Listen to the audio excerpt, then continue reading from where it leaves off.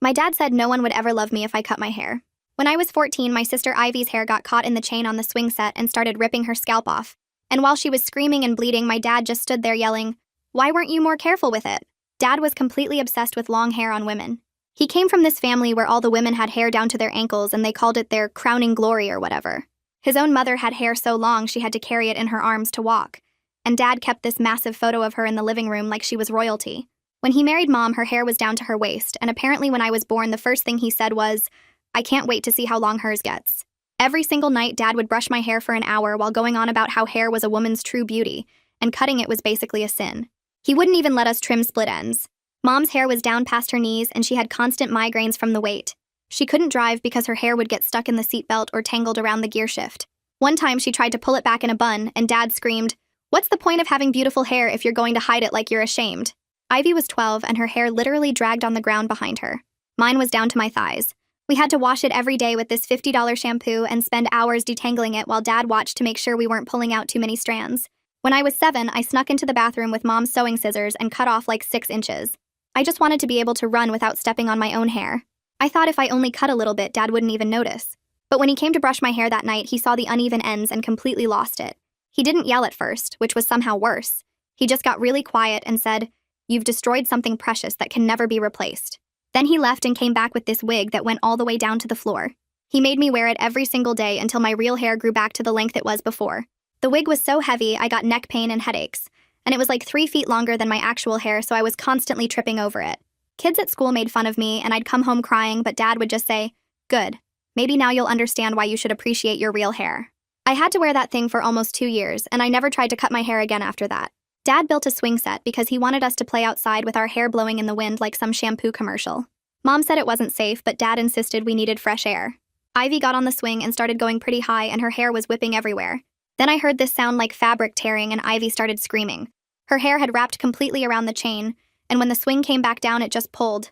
There was blood pouring down her neck and this chunk of scalp hanging by like an inch of skin, and she was making these horrible choking sounds. Dad ran over, but instead of helping her, he just stared at all the hair stuck in the chain and said, "Do you have any idea how long it took to grow that?" Mom had to physically shove him out of the way to get Ivy free. At the emergency room, the doctors had to shave part of Ivy's head to stitch her scalp back together. When we got home, Dad wouldn't even look at her. He made her wear a wig every single day until it grew back, and if the wig slipped even a little, he'd leave the room. Ivy started having nightmares and would wake up crying, and Dad told her she was being dramatic and that beauty required sacrifice. School was a nightmare with all that hair. I'd sit down in class and kids would step on it or it would get caught in my chair. One time in gym class, we were running laps, and I literally tripped over my own hair and face planted on the track. I started getting these headaches that made me want to throw up. The weight of my hair felt like someone was constantly pulling on my skull. At school, I'd fall asleep at my desk, and my teachers kept sending me to the nurse. Dad said I was being lazy and that plenty of women had long hair without complaining. Then things got really weird. I started feeling exhausted all the time, like completely drained even after sleeping for 12 hours. Some mornings I could barely lift my head off the pillow. My arms and legs felt so heavy. Mom kept saying I looked really pale, but Dad would interrupt and say I just needed vitamins. I'd wake up with bruises all over my body. One morning I was brushing my teeth and my gums just started bleeding everywhere. Mom wanted to take me to the doctor, but Dad said I was fine. One day I was walking to the cafeteria and everything went black. I woke up on the floor with the school nurse next to me and a bunch of kids staring. They called an ambulance, and at the hospital the doctors ran a ton of tests. Finally, this doctor came in and said, "Your daughter has leukemia and needs to start chemotherapy immediately, or she'll die.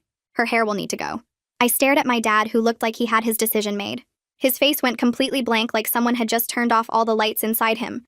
The doctor was still standing there with her clipboard, and Mom had her hands pressed against her mouth. I could see Dad's jaw working like he was chewing on words he didn't want to say. He looked at me, and then at the doctor, and then back at me, and I knew he was doing the math in his head about whether my life was worth more than my hair. The silence stretched out so long that the clock on the wall got really loud. Mom made this tiny gasping sound, and Dad finally opened his mouth. He said we needed a second opinion because this doctor clearly didn't understand our family values. He said there had to be other treatment options that didn't require cutting my hair. Dr. Akemp's whole face changed from patient to something harder. She explained that every single minute we waited put me in more danger because my white blood cell count was already way too low. She said the leukemia was moving fast, and if we didn't start treatment immediately, I could die. Mom made that choking noise again and grabbed the edge of the exam table. I realized she might actually stand up to him for the first time ever. Dr. Kemp looked at both of them and said she needed to step out for a moment. She left and closed the door really carefully, like she was trying not to make any noise. Dad started pacing back and forth in the tiny space. Mom was crying without making any sound, and I just sat there on the exam table feeling the paper crinkle under me. About 10 minutes went by and then Dr. Kemp came back with another woman. The new woman had short dark hair and was carrying a folder. She sat down in the chair across from us and said her name was Kaylee Lockwood from the hospital social services. She explained that when parents disagree about life-saving medical treatment, the hospital has ways to make sure the child stays safe. Dad's face went bright red and he started talking really fast about his rights as a parent. Kaylee just nodded and stayed completely calm. She asked if she could speak with me and Mom privately. Dad said no immediately. He said anything they needed to discuss could happen right in front of him. Kaylee nodded slowly, and then she picked up the phone on the wall. She spoke quietly to someone for maybe 30 seconds. 2 minutes later, a security guard showed up in the doorway. He was a big guy with a radio on his belt. Kaylee explained that she needed to complete a safety check and hospital policy let her ask for privacy. She told Dad he could wait in the family lounge or security would walk him out of the building. Dad looked like he wanted to explode, but the security guard just stood there blocking the door. Dad grabbed his jacket and stormed out. The security guard followed him at a distance. As soon as they were gone, Kaylee turned to Mom. She asked directly if Mom gave permission for the chemotherapy and the hair removal. Mom's hands were shaking. So bad she had to sit on them. She kept staring at the door like Dad might burst back through any second. I could see her trying to make her voice work. Finally, she whispered yes. She said yes, please save her daughter. Kaylee pulled out some official-looking forms and started writing. She explained that she was filing a report with Child Protective Services because a parent refusing life-saving medical treatment counted as medical neglect. Mom started crying harder and saying she wasn't refusing anything. She was saying yes right now. Kaylee's voice stayed gentle, and she said the report was about Dad's interference and the pattern of control she was already seeing. I felt this weird mix of relief and complete terror. Someone finally saw what was happening to us, but I also knew Dad was going to lose his mind when he found out. Dr. Kemp came back in and said they were admitting me right away to start chemotherapy tonight. She said my hair would need to be shaved in the next few days as the treatment kicked in. She wanted a nurse to do it in a controlled way instead of waiting for it to fall out in clumps. The way she talked about it so matter-of-fact made it feel slightly less scary, like it was just another medical thing instead of destroying everything Dad had ever valued about me. They moved me to a room on the oncology floor. A nurse named Beth helped me change into a hospital gown. The gown was thin and had little blue diamonds on it. Mom sat in the chair by the window looking totally lost. She kept touching her own hair like she was checking to make sure it was still attached to her head.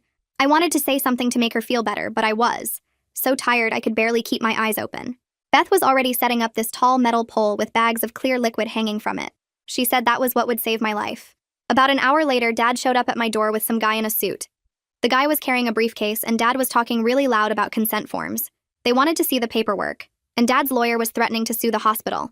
The security guard from before was back, and there was also a woman in business clothes who said she was a hospital administrator. She explained very calmly that Mom's consent was legally good enough. She said any attempt to mess with my treatment would result in a restraining order. Dad's lawyer looked uncomfortable and kept trying to get Dad to lower his voice. But Dad was ranting about parental rights and religious freedom even though we had never been religious ever. The administrator and security guard eventually got them to leave. Around 8 at night, the first chemotherapy started. I was expecting it to hurt immediately or make me throw up, but it just felt like cold liquid going into my arm through the IV. Dr. Kemp stopped by to check on me. She said side effects usually took a few hours to show up. She also said they had given me medicine to help with nausea. Then she mentioned that Kaylee had arranged for Mom to stay overnight on a cot in my room. That made me feel safer, but also guilty because I knew Mom was terrified about what Dad would do when she didn't come home tonight. I tried to sleep, but my body wouldn't let me. The hospital bed was too hard, and the IV in my arm kept pulling whenever I moved, and there were all these beeping sounds from machines I didn't understand. Around midnight, I woke up feeling like someone had poured concrete into my veins. Everything was so heavy I could barely lift my arm to touch my face. There was this gross metallic taste in my mouth like I'd been sucking on pennies, and it wouldn't go away no matter how much water I drank. Mom was still awake in the chair by the window, and her phone kept lighting up and buzzing. She looked like she hadn't slept at all.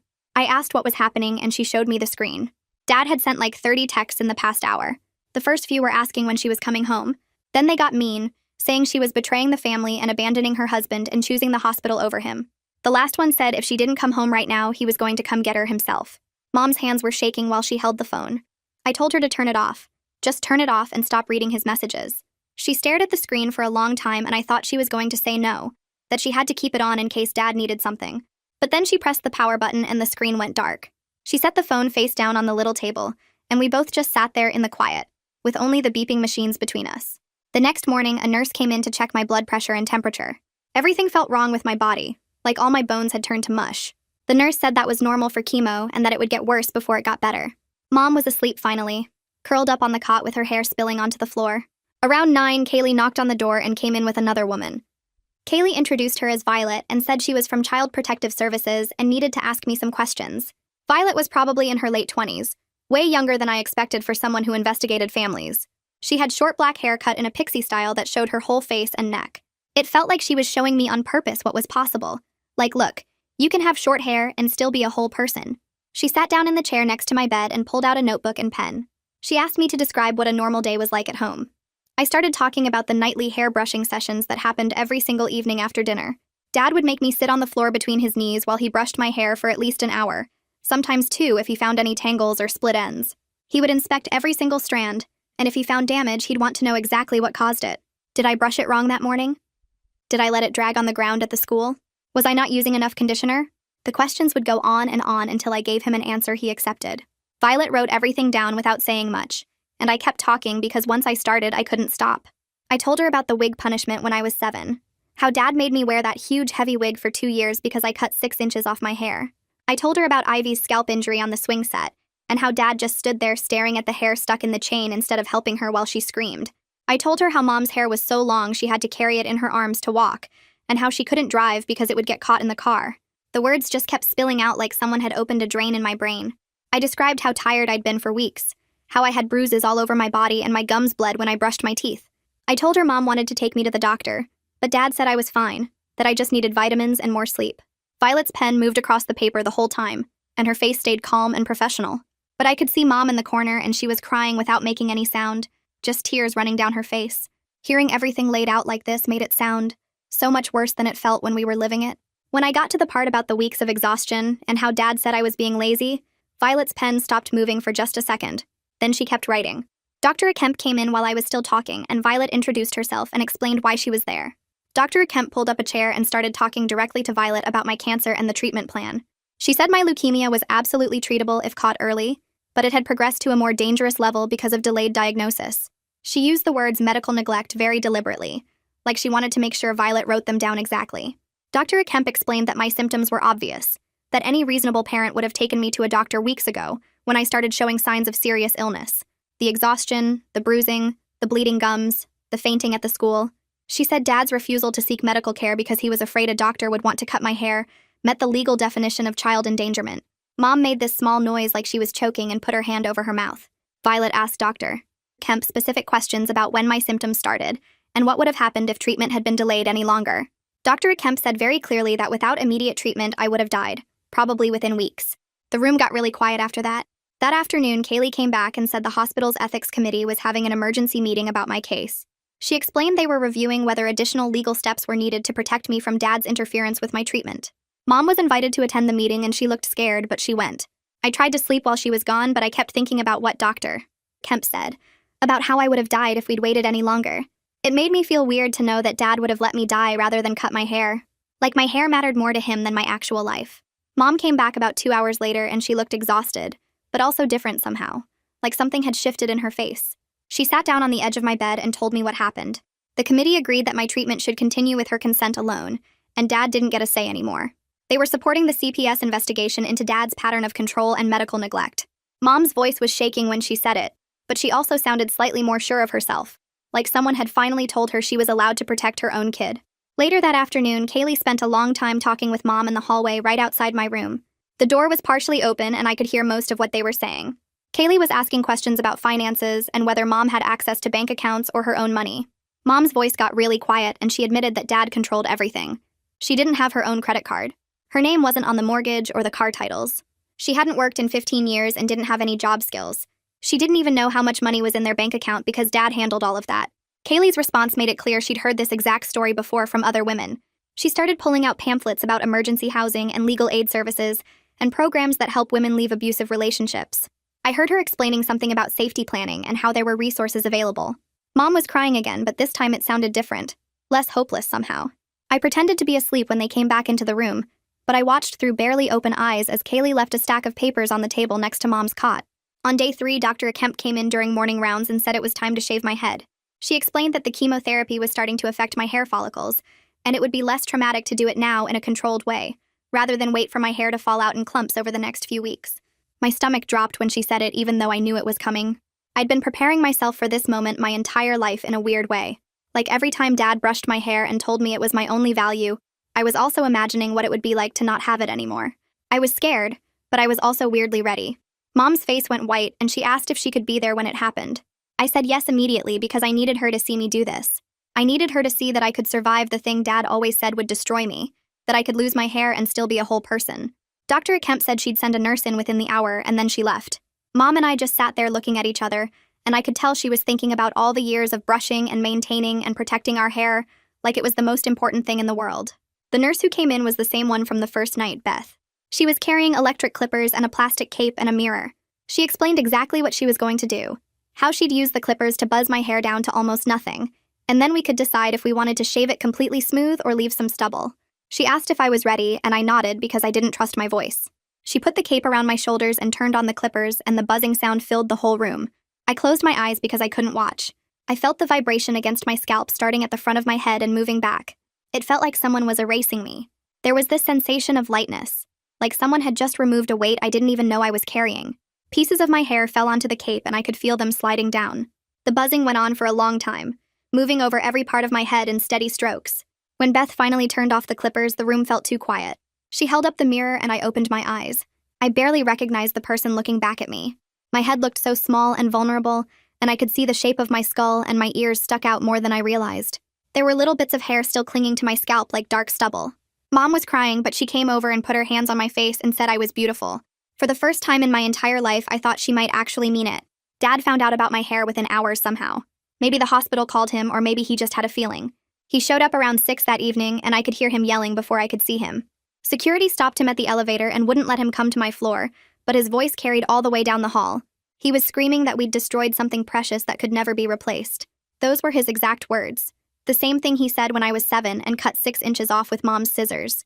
He was yelling about how we'd ruined everything and betrayed the family legacy, and how his mother and grandmother were probably rolling in their graves. I could hear the security guard trying to calm him down, and Dad just getting louder.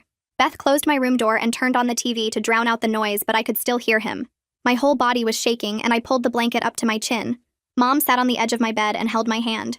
She wasn't crying anymore. Her face looked hard and set like she'd made a decision.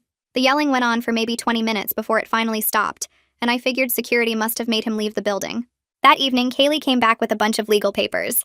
She sat down with Mom and explained that Dad's behavior at the hospital proved he was a threat to my medical care and emotional well-being. She was filing for an emergency protective order that would prohibit Dad from visiting the hospital without supervision, and would give Mom sole authority to make all medical decisions until a full hearing could be scheduled. The order also requested that Dad be kept away from me entirely, except for supervised visits. Mom's hands were shaking so badly she could barely hold the pen, but she signed every page where Kaylee pointed. I watched her sign her name over and over. This woman who had never stood up to Dad in 20 years of marriage. This was the first time she'd ever taken legal action against him. The first time she'd ever chosen us over him. When Kaylee left with the signed papers, Mom came and sat on my bed and we didn't say anything. We just sat there in the quiet hospital room with the TV playing some show neither of us were watching, and I reached up and touched my bald head and felt the strange new shape of myself.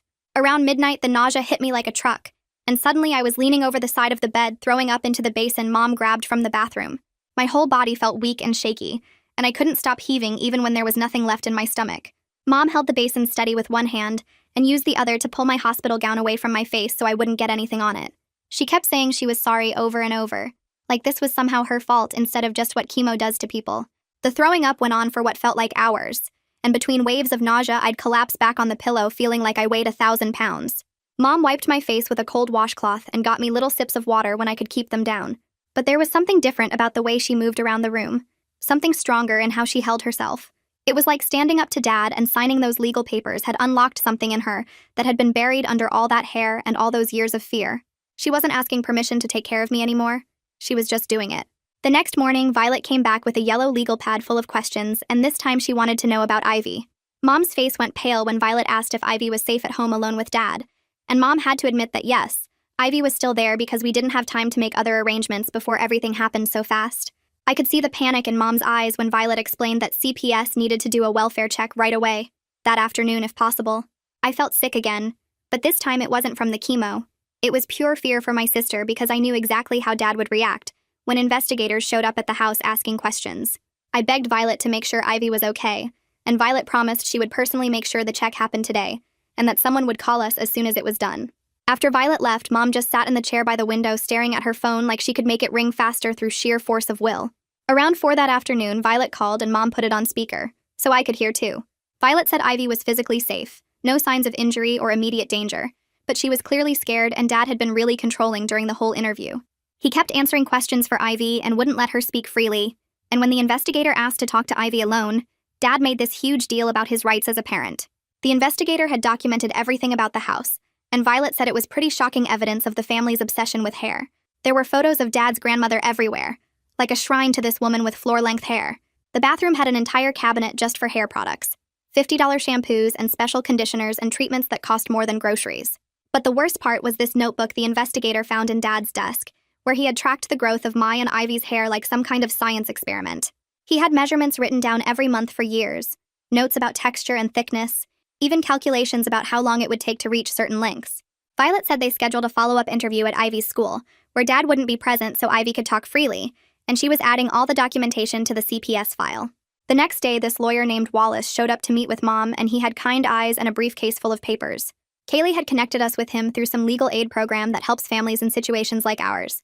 Wallace sat down and explained that he wanted to file for emergency custody of both me and Ivy, that the evidence of medical neglect combined with Dad's controlling behavior and Ivy's scalp injury from the swing set created a really strong case for temporary custody modification.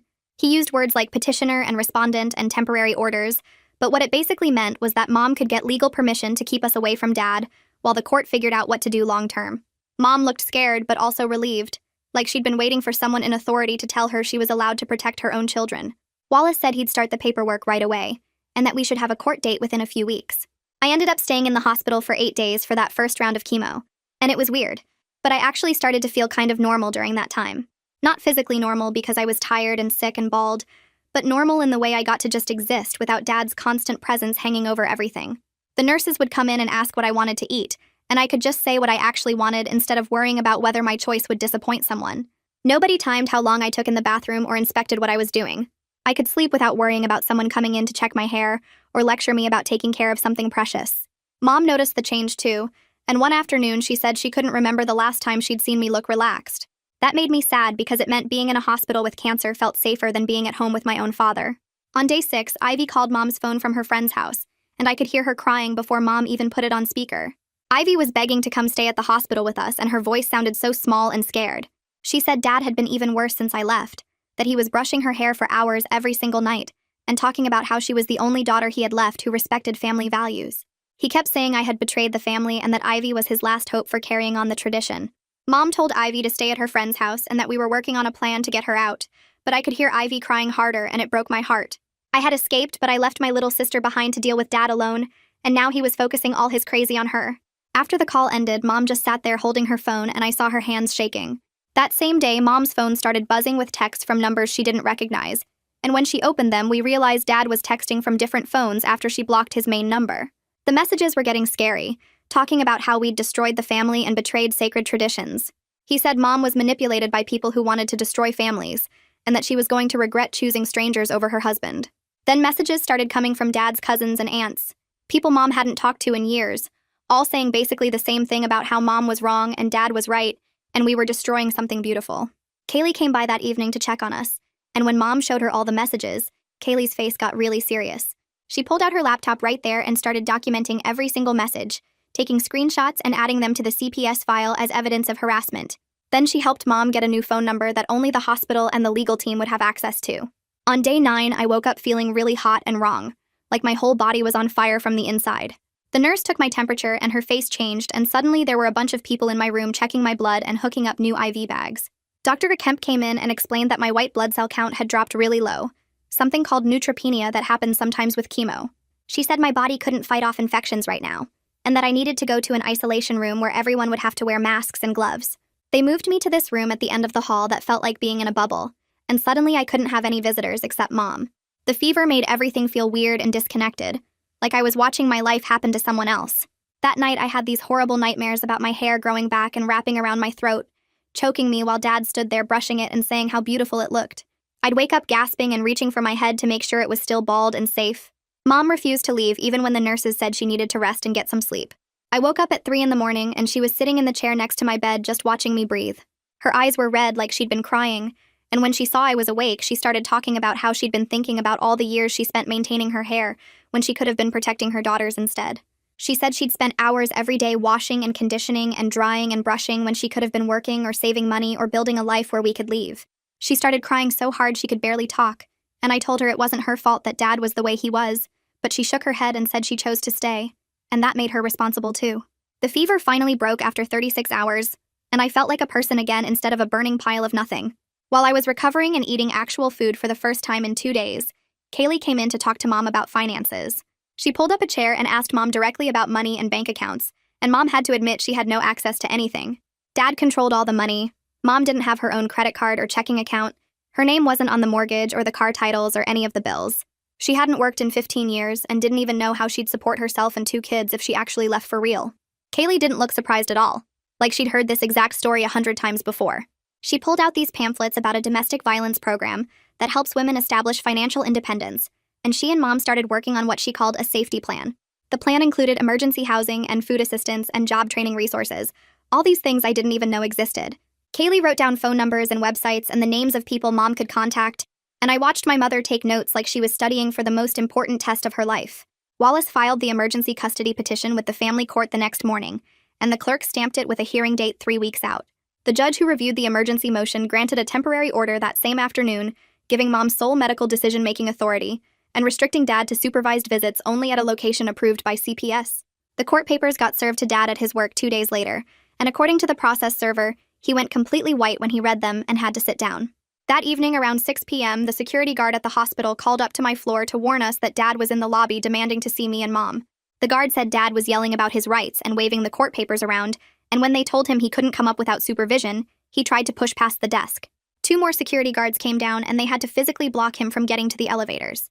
Dad kept screaming that this was his hospital too, and that nobody could keep him from his daughter. The guards called the police when he wouldn't leave, and 2 officers showed up and escorted him out to the parking lot.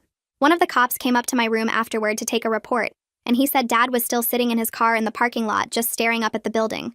The officer asked if we wanted to file for a restraining order, but Mom said the court order should be enough.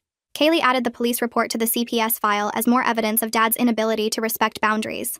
The whole thing made me feel sick because I could picture exactly how Dad looked, that expression he got when things didn't go his way, and he couldn't understand why everyone else didn't see things the way he did. 3 days after that, Mom's phone rang during lunch, and it was a nurse from Ivy's school. The nurse said Dad had shown up during the lunch period trying to take Ivy out of class, claiming there was a family emergency, and that Mom had sent him to pick her up. The school secretary asked for Mom's permission, and Dad got really aggressive, saying he was Ivy's father and didn't need permission from anyone. When they refused to release Ivy without talking to Mom first, Dad started yelling so loud that the principal had to come out of her office. He was going on about how the school was part of some conspiracy against him, and how they were keeping his daughter prisoner. The principal told him he needed to leave or she'd call the police, and Dad said go ahead and call them because he wasn't leaving without Ivy. So they did call the police, and when the officers arrived, Dad was still in the main office arguing with the secretary. The police made him leave the building and told him he wasn't allowed back on the school property. The nurse said Ivy was really shaken up because she'd heard Dad yelling from her classroom down the hall. Mom immediately called Violet and told her what happened, and Violet said she was filing an emergency removal order right then. She said this proved that Ivy wasn't safe with Dad having any access to her, supervised or not. That afternoon, a social worker showed up at Ivy's school during last period and pulled her out of class. The social worker explained that she was taking Ivy to the hospital to stay with Mom and me because it wasn't safe for her to go home. Ivy didn't even get to go back to the house to pack her stuff. The social worker said they'd arrange a supervised visit to get her clothes and schoolwork later. When Ivy walked into my hospital room around 4 p.m., she just stopped in the doorway and stared. I was sitting up in bed doing homework and I looked up and saw her face. She was staring at my bald head like she couldn't process what she was seeing. For a long moment, she didn't move or say anything, just stood there with her backpack still on and her floor-length hair pooling around her feet. Then her face just crumpled and she started crying, these big gasping sobs that shook her whole body. She dropped her backpack and ran over and threw her arms around me, and I hugged her back while she cried into my shoulder. When she finally pulled back and wiped her eyes, she looked at Mom and said she wanted to cut her hair too. She said she couldn't stand it anymore, that it was too heavy and too much work, and she didn't care what Dad thought about it. Her voice was shaking, but also kind of fierce, like she'd been holding this in forever, and finally had permission to say it out loud. Mom's face went through about 5 different expressions in 2 seconds, and I could see her fighting between the old fear of Dad's reaction and this new determination to protect us.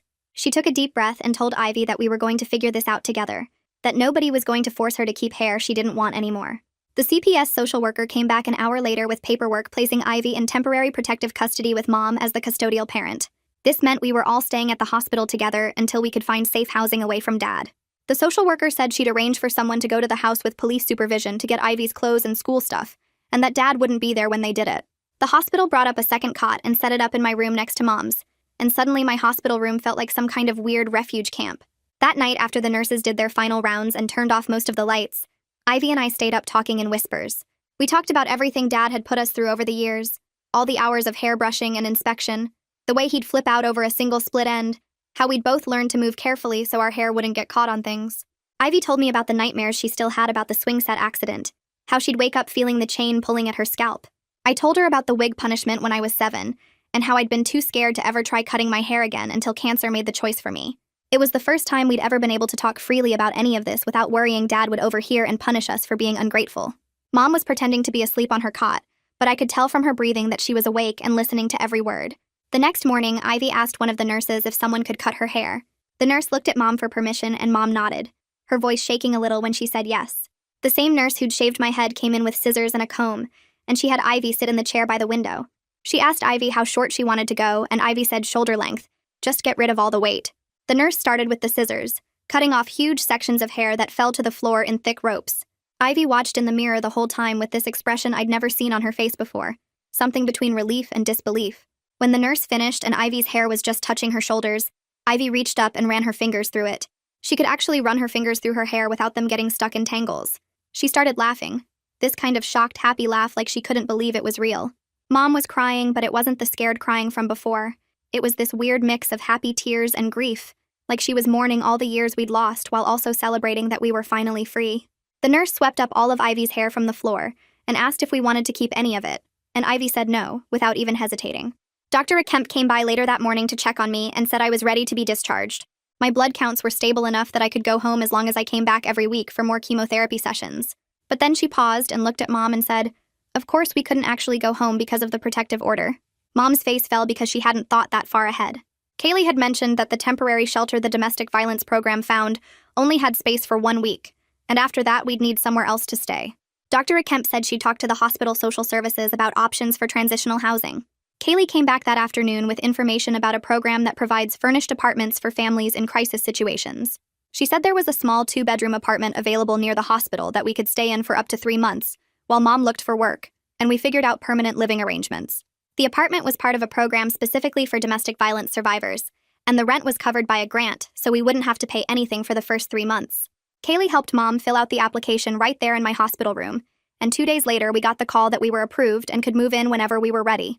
We moved into the apartment on a Saturday morning with just the bags of clothes that Kaylee had helped Mom pack during a supervised visit to the house while Dad was at work. A police officer had gone with them to make sure Dad didn't come home early, and Mom said it was the strangest feeling to walk through her own house like a stranger, grabbing only what we absolutely needed and leaving everything else behind. The apartment was on the 3rd floor of an old building, and it was tiny and kind of run down, with carpet that was worn thin in spots and kitchen cabinets that didn't close all the way. But it had 2 bedrooms and a bathroom, and a lock on the door that Dad didn't have a key to. That first night, we didn't have much furniture yet besides what came with the apartment, so we ordered pizza and ate sitting on the living room floor. Ivy said this felt like the first real home we'd ever had, and I knew exactly what she meant. The house we'd grown up in had always felt like Dad's museum for his hair obsession, but this little apartment with its worn carpet and squeaky floors belonged to us. Mom got connected with a job training program through the domestic violence services, and she started going to classes 3 days a week to learn basic computer skills and office software. She was scared out of her mind because she hadn't worked since before I was born and didn't even know how to use Excel or email properly. But the program was designed for women in her exact situation, women who'd been out of the workforce for years because of controlling partners. They helped her put together a resume that emphasized her volunteer work and the accounting she'd done for Dad's business, and they had her practice interviewing until she could answer questions without her voice shaking. 2 weeks into the program, the instructor told her about a part-time job doing data entry for a medical billing company that let employees work from home. Mom applied and got hired within 3 days. The pay was only $12 an hour, but it was her own money in her own bank account that Dad couldn't touch. Kaylee gave me a journal with a blue cover and told me it might help to write things down. At first, I didn't know what to say, but then I started writing about everything, just letting it all pour out onto the pages. I wrote about the years of nightly hair brushing sessions and how Dad would inspect every inch for damage. I wrote about the wig punishment when I was 7 and how heavy it was, and how the other kids made fun of me. I I wrote about Ivy's accident on the swing set and the blood and Dad's reaction. I wrote about feeling exhausted all the time and the bruises and how Dad said I was just being lazy. I wrote about the cancer diagnosis and shaving my head and this weird feeling of freedom that came with being bald.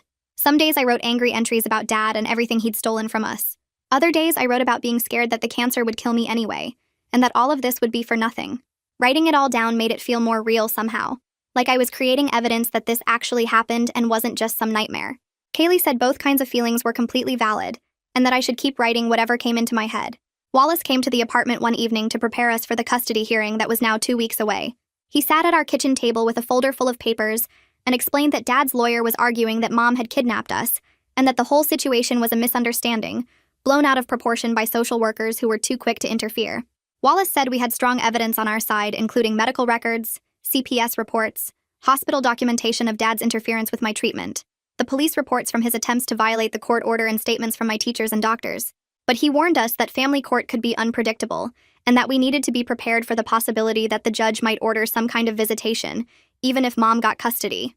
He said judges were sometimes reluctant to completely cut off a parent's rights, unless there was evidence of physical abuse, and what Dad did was mostly psychological control and medical neglect, which could be harder to prove. Mom's hands were shaking as she signed the papers Wallace needed, but her signature was steady and clear. The next morning, Kaylee called Mom's phone and her voice sounded different, like she was trying to stay professional, but also mad.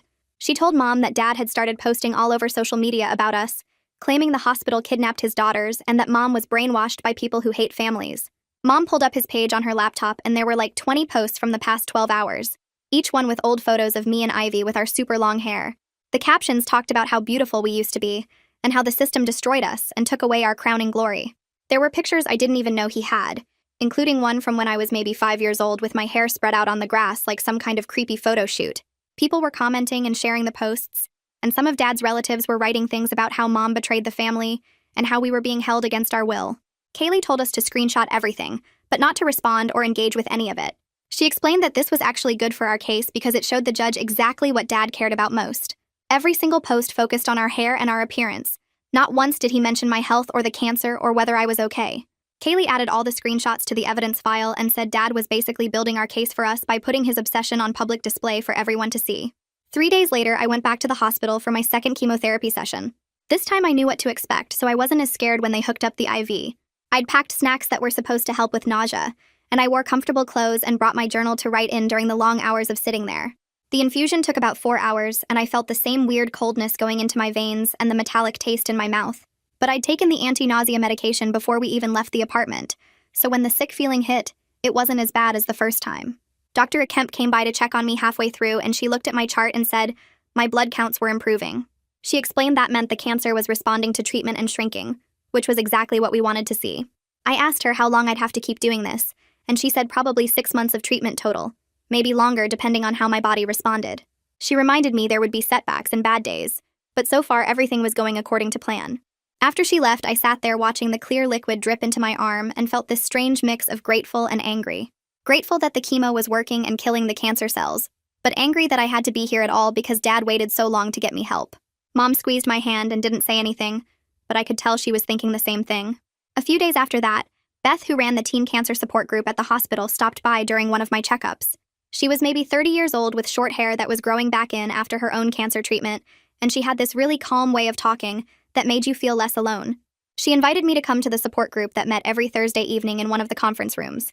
I told her I didn't know if I wanted to sit around talking about cancer with a bunch of other sick kids, but she said I should just try it once and see. That Thursday, Mom drove me to the hospital and I walked into the conference room feeling super nervous. There were about 8 other teenagers sitting in a circle, some with no hair like me and some wearing hats or scarves. Beth started the meeting by asking if anyone wanted to share what was going on with their treatment. This girl named Mia, who looked about 16, raised her hand and talked about how she'd been in treatment for 2 years and was finally in remission. Then she said something that made me sit up straighter. She talked about how getting cancer actually freed her from her parents' expectations about who she was supposed to be. Before cancer, her parents had her whole life planned out with ballet and piano and straight A's and the perfect college. But when she got sick, all of that fell away, and she realized she didn't want any of it. She said cancer gave her permission to figure out who she actually was, instead of who everyone else wanted her to be. Her story was totally different from mine, but also exactly the same. She talked about control and expectations and finally getting to make her own choices. After the meeting ended, I went up to Mia and we talked for like 20 minutes about what it felt like to have your body become a battleground for other people's issues. She gave me her number and said to text her anytime I needed to talk to someone who understood. That same week, Ivy started seeing a therapist named Dr. Branson, who worked with kids from controlling families.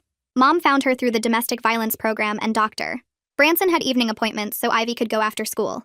The first few sessions, Ivy came home quiet and wouldn't really talk about it. But then one night at dinner, she said Dr. Branson told her that what Dad did with the hair control met the definition of psychological abuse. She said Dr.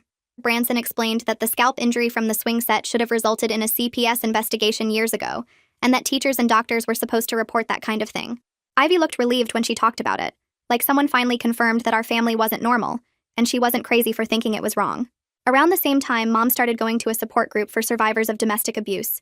She went every Tuesday night and would come back looking exhausted but also somehow lighter. She told us the group helped her see patterns she didn't recognize before, like how Dad isolated her from friends and family, and controlled all the money, and made her feel like she couldn't survive without him. Watching both of them start to heal made me realize how sick our whole family system was. It wasn't just me with cancer. We were all sick in different ways, and we were all learning how to get better. 10 days before the custody hearing, Wallace called to tell us that Dad's lawyer had sent a message. Dad wanted to meet with us to apologize before the court date. Wallace said it over speakerphone so we could all hear, and his voice was really serious when he told us he strongly advised against it. He explained that this was probably a manipulation tactic to make Dad look good for the judge, like he could say he tried to reconcile and we refused. Mom asked what would happen if we said no, and Wallace said the judge wouldn't hold it against us, that we had every right to maintain boundaries. I felt this weird curiosity about what Dad would even say, whether he was capable of understanding what he did wrong, or if he'd just try to convince us to come home. But Mom made the decision for all of us. She told Wallace to decline the request and said we weren't ready for that, and might never be ready. Wallace said that was completely reasonable and he'd respond to Dad's lawyer right away. After the call ended, Ivy looked relieved, and Mom looked determined, and I realized that Mom was finally learning to protect us instead of protecting Dad's feelings. Wallace came over to the apartment 2 days later with a folder full of papers. He said the judge might want to hear from me directly at the hearing, so we needed to prepare a statement just in case. He sat across from me at the kitchen table and asked me to describe what I wanted the judge to know. I started talking about the nightly hair brushing sessions that lasted hours, about the wig punishment when I was 7, about Ivy's scalp injury and Dad's reaction, about feeling exhausted and sick for weeks while Dad said I was just being lazy. Wallace typed everything I said into his laptop and then printed it out for me to practice reading. The first time I tried to read it out loud, I started crying before I even got through the first paragraph. Wallace said showing emotion was okay, and that the judge needed to see how this affected me, but I also needed to be able to get through the whole thing. We practiced for over an hour with Mom sitting next to me holding my hand. Wallace recorded me on Mom's phone so I could watch myself and get more comfortable with the words. By the end, I could read the whole statement without completely breaking down, though my voice still shook on the parts about Dad refusing to take me to the doctor. Wallace said I was doing great, and that my testimony could make a real difference in the judge's decision. The night before the hearing, I barely slept. When I finally did fall asleep, I had this nightmare that I was back home in my old bedroom. Dad was sitting on the edge of my bed, brushing my hair like he used to, except in the dream my hair was growing back super fast. Long strands were sprouting from my head and wrapping around my neck and arms like chains. The more Dad brushed, the longer it grew, and I couldn't breathe because it was choking me. I tried to scream, but no sound came out, and Dad just kept brushing and smiling like everything was normal. I woke up gasping and my hands flew to my head, feeling the smooth skin and the short stubble that was starting to grow back. My heart was pounding. So hard I thought I might be sick. Mom must have heard me because she came into my room and sat on the edge of my bed. We didn't turn on the light, just sat there in the dark together. She asked if I was okay, and I told her about the dream. She was quiet for a minute, and then she said tomorrow would change everything one way or another.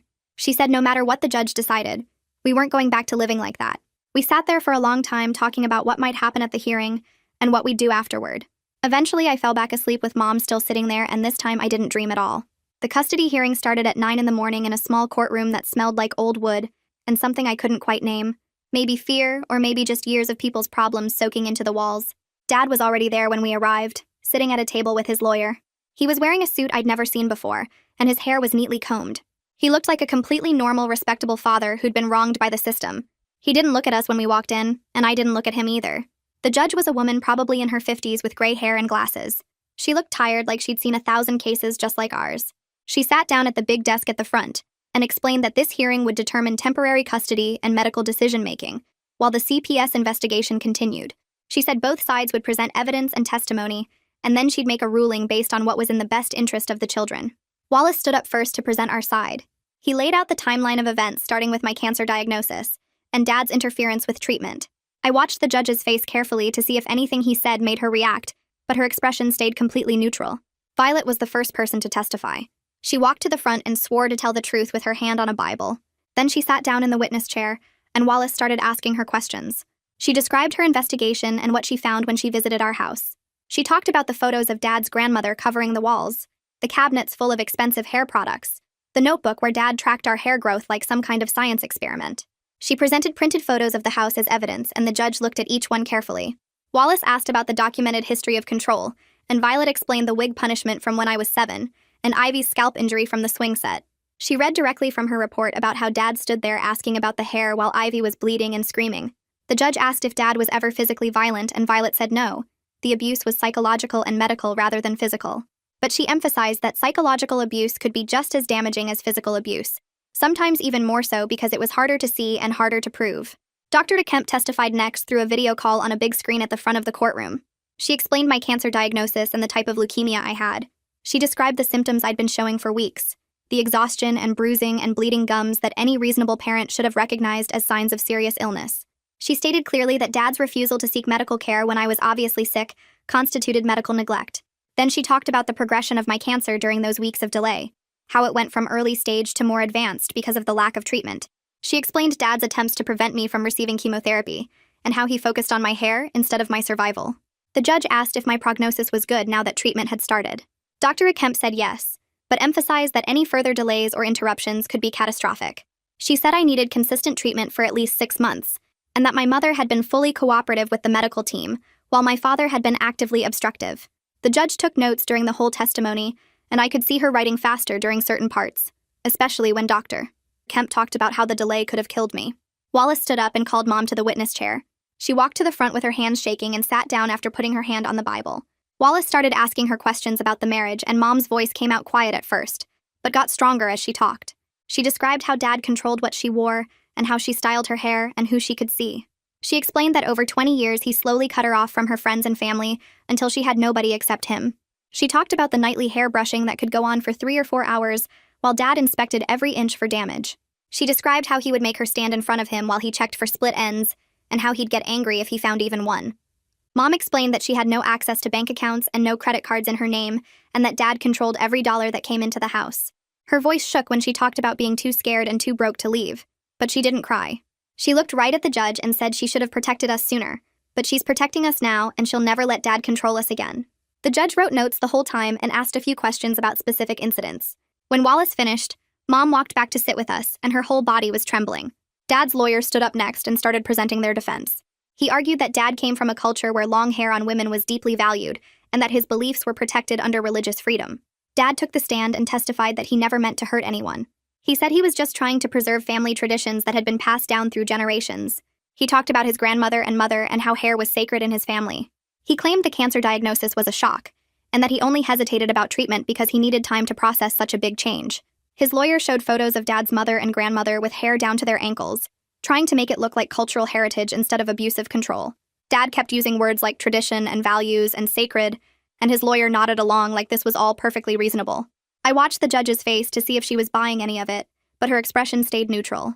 The judge asked Dad directly why he didn't take me to a doctor when I was showing symptoms of serious illness. Dad stumbled over his answer and said he thought I was just tired from the school. He said Mom was overreacting and that teenagers are always exhausted. The judge pointed out that multiple people, including teachers, noticed I was sick.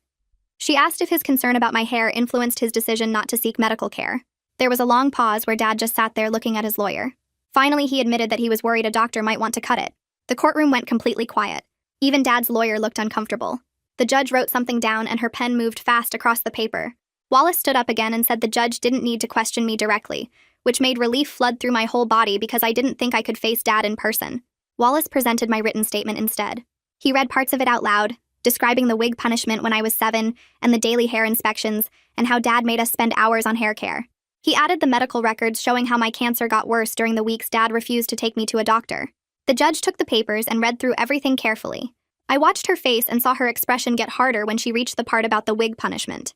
She flipped through the medical records and compared them to the timeline in my statement. After both sides finished presenting evidence, the judge said she needed 30 minutes to review everything. We went to a small room down the hall to wait. Mom held my hand so tight it almost hurt, but I didn't pull away. Ivy was with us and she kept asking if we were going to have to go back home with Dad. Wallace tried to prepare us for different possible outcomes.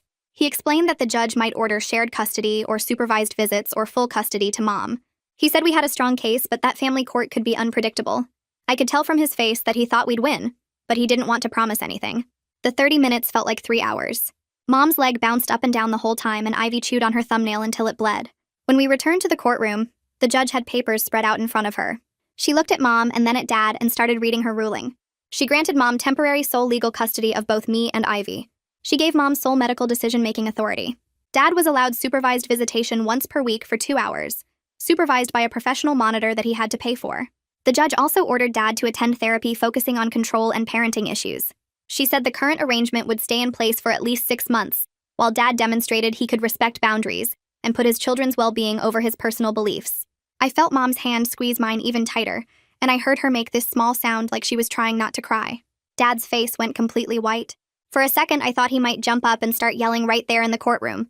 His lawyer grabbed his arm and whispered something in his ear. Dad just sat there looking like someone had died. The judge added that any attempt to contact us outside of supervised visitation, or any violation of the court order, would result in suspension of all visitation rights. She looked directly at Dad when she said this, and her expression made it clear she wasn't making an idle threat. Dad's lawyer nodded and said they understood. Dad didn't say anything at all. We left the courthouse through a side exit to avoid running into Dad. Wallace walked with us to Mom's car in the parking garage. He explained that this was a really good outcome. He said sole custody and supervised visitation meant we were protected while still technically preserving Dad's parental rights. Mom started crying with relief and had to lean against the car. Ivy and I were both kind of numb with the realization that we actually won. A judge believed us and chose our safety over Dad's feelings. Wallace gave Mom his card and told her to call if Dad tried to contact us or violate the order in any way. He said to document everything just in case we needed it for the permanent custody hearing in 6 months. That evening, back at the apartment, Mom made spaghetti for dinner while Ivy and I did homework at the small kitchen table. It was such a normal scene, but it felt revolutionary because nobody was timing us or inspecting us or controlling what we did. We could just exist without someone watching our every move. Mom's phone rang and the screen showed Dad's number. She stared at it for a second and then declined the call. She opened her messages and forwarded the call log to Wallace like he'd told her to do. A few minutes later, Dad called again, and Mom declined it again, and sent another screenshot to Wallace. Learning to maintain boundaries was harder than I expected. Part of me still felt guilty for not answering even though I knew we didn't have to. We were all practicing together, figuring out what normal looked like. 2 weeks after the hearing, Mom came home from work with this huge smile on her face. She'd been offered a full-time position with benefits at the medical billing company. The pay wasn't great, but it was enough to cover rent on a small apartment and basic expenses, especially with the child support the court ordered Dad to pay. That weekend, we started looking at 2-bedroom apartments in a neighborhood near my hospital and Ivy's new school. We went to 3 different showings and Mom asked us what we thought about each one. For the first time in my life, I got to have opinions about where we lived and what our home looked like. Ivy wanted a place with a balcony, and I wanted to be close to the bus line for my hospital appointments. Mom wrote down everything we said and promised we'd find something that worked for all of us. We found a place the following week and signed the lease with Mom's new paychecks and the first child support payment that came through. My 4th chemotherapy session happened on a Tuesday afternoon, and I walked into the oncology ward feeling less scared than the first 3 times. The nurses knew me now, and one of them got my IV started while I settled into the familiar infusion chair by the window. Dr. Kemp came in with my chart and sat down across from me with this small smile on her face. She said my cancer was responding even better than expected, that my blood counts were improving steadily, and the scans showed the tumors shrinking. She reminded me I still had months of treatment ahead and would need regular monitoring for years, but the prognosis was genuinely good. When I left the hospital that day, I caught my reflection in the big glass window by the main entrance and barely recognized myself. My head was completely bald with just a little bit of stubble starting to grow back, and my face looked thinner with these dark circles under my eyes that made me look older. But somehow I looked more real than I ever did with all that hair, like I could finally see the actual shape of my face and who I was underneath everything Dad had built on top of me. Mom picked me up in the used car she'd bought with her first full paycheck, and we drove back to our new apartment in silence, both of us processing what good news actually felt like after so many years of just surviving. The apartment was small, and the furniture was mostly secondhand stuff from donation centers, but it was ours, and nobody was going to show up and inspect us or control what we did with our own bodies. One Saturday morning, about 2 weeks after we moved in, I woke up to the sound of the bathroom door closing, and then this weird cutting noise like scissors going through something thick. I got out of bed and walked to the bathroom door just as Mom came out holding a huge pile of hair in her arms. Her hair was cut to shoulder length and she looked absolutely terrified but also lighter somehow, like she'd just put down something heavy she'd been carrying for 20 years. She stood there shaking and said she couldn't carry that weight anymore, literally or metaphorically. That watching me go through chemo and Ivy cut her hair had made her realize she was still letting Dad control her even though he wasn't here. Her hair had been past her knees since before I was born, and watching it fall to the bathroom floor felt like watching chains break and scatter. Ivy and I grabbed scissors and helped her even it out because Mom's hands were shaking too badly to do it herself. And we all ended up crying. But it was the good kind of crying that means something is finally over. We swept up the hair and put it in a garbage bag, and Mom carried it out to the dumpster like she was throwing away evidence of a crime. 3 months after the custody hearing, we were settling into our new normal, and it still felt weird, but also right in a way nothing ever had before. I had chemotherapy every other week, and I was back in the school part-time with homebound instruction for the days I felt too sick to go in. Ivy was thriving with her short bob haircut and weekly therapy sessions, making friends who never knew the girl with floor-length hair who couldn't run at recess or play sports.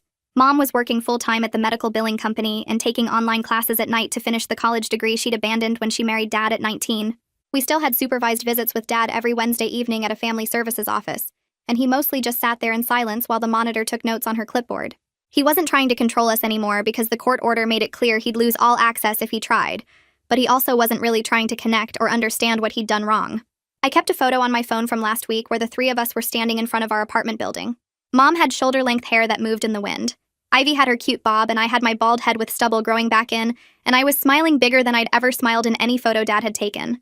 We weren't perfect, and we definitely weren't healed because you don't heal from 14 years of control in just 3 months, but we were safe, and we were free. And we were finally living like our bodies belonged to us, instead of to someone else's idea of what we should be. That was enough for now. That's the story for today. I'm really happy you took a few minutes to share it with me. It makes these moments feel more special. Hopefully it left you feeling a little lighter. Subscribe if you'd like to come back for more.